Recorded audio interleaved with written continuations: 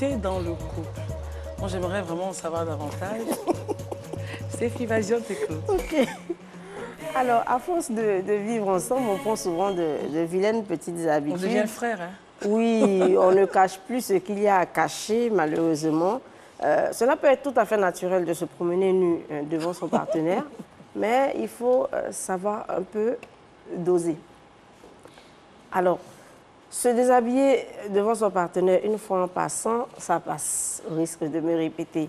Dans certains moments particuliers, on ne vous en voudra pas de vous déshabiller. Voilà, on ne va pas rentrer dans les détails avec Christelle. Mais okay. si vous le faites tout le temps, alors là, il y a danger. Il faudrait savoir que l'amour se nourrit de mystère, quoi qu'on dise. Et c'est ce qui est caché qui attire, qui captive et qui encourage l'autre à vous aimer davantage, à mettre ses sens en ébullition. Alors, lorsque vous passez tout le temps à la maison à vous déshabiller, parce qu'il y a des femmes, il y a des femmes qui exagèrent. Il y a des femmes qui se promènent nues, sous prétexte que... nues, vraiment nues ou bien avec des dessous? Par exemple, quand elles sont dans la chambre, elles ne vont même pas se doucher, elles sont dans la chambre, elles sont nues. Elles se promènent nues, même avec un dessous, déjà c'est de la nudité. Il y a des choses qu'il faut pouvoir masquer. C'est pas parce que... Même avec son mari et tout ça? Même avec son mari, il y a des choses à éviter. Parce qu'en fait, on ne se rend pas compte, mais le cerveau enregistre certaines informations. Et à un moment, il y a comme un blocage.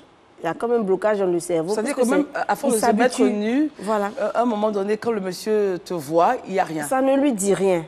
Voilà, ça ne lui dit rien. Et quand je parle de cerveau, justement, c'est le cerveau du monsieur.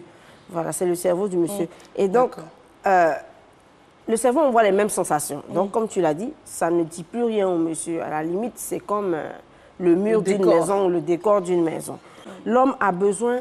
L'homme, c'est le visuel. Voilà, le visuel. Oui, et puis, oui, et puis l'écoute, oui.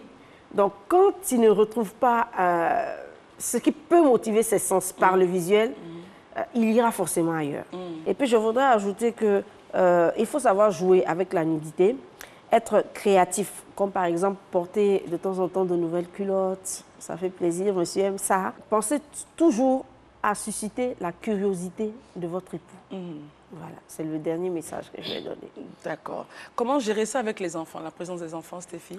Bon, souvent, je ne recommande pas. Il y a des mamans, par exemple, qui se mettent en petite culotte. Les enfants sont là, ça ne les gêne pas, non. Ce culte de la nudité, c'est pas bon. C'est pas bon parce que les enfants, il y a un âge pour la nudité. Et il ne faut pas habituer les enfants à ça très tôt. Sinon, après, on a des enfants voyeurs, on a des enfants qui deviennent des pervers, tout simplement parce que les parents, justement, n'ont pas su gérer le volet nudité à la maison. Alors, donc, Stéphie, le conseil à retenir, c'est ne pas se balader comme un ver de terre. Voilà, et être créatif. Même quand on a chaud, il y a des tenues appropriées. L'homme est visuel, il faut retenir ça. L'homme est visuel, il a besoin qu'on suscite sa curiosité. Dès qu'on a retenu ces deux choses, il y a des erreurs qu'on ne fait pas. Une nudité glamour, alors? Merci beaucoup. C'est ça. Avec des tenues appropriées. C'est ça. D'accord, mais il fallait quand même nous envoyer des petites tenues, on allait voir un peu, montrer. Oh, d'accord, c'est peut-être une prochaine fois. Prochaine fois, c'est pas mauvais. Prochaine fois, il n'y a pas de souci. Ok, d'accord. Alors, Chimène, à la maison,